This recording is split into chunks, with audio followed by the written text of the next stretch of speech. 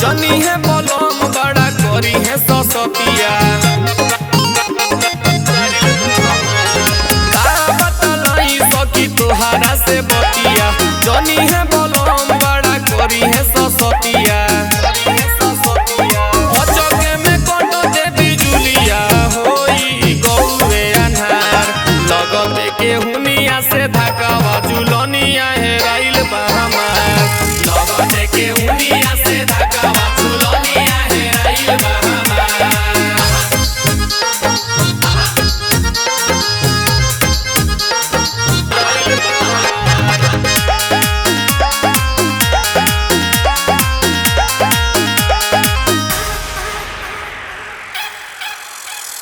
सखी हमर कब से उदास होवे मनवा घुटले घुटात नहीं बाटे हो खनवा घुटले घुटात नहीं बाटे हो खनवा सखी हमर कब से उदास होटे मनवा घुटले घुटात नहीं बाटे हो खनवा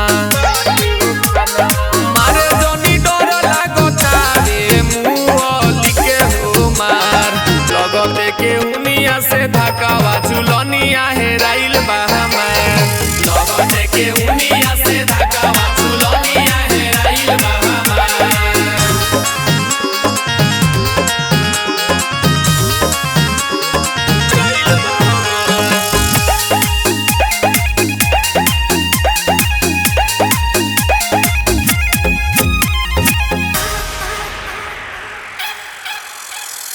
खोज भैली टारी बिछावा ना हो सगरी झारी बेड सीटया उठाई के पलंगरी झारी बेड सीटया उठाई के पलंगरी खोज भैली टारी बिछावा ना हो सगरी झारी बेड सीटया उठाई के पलंगरी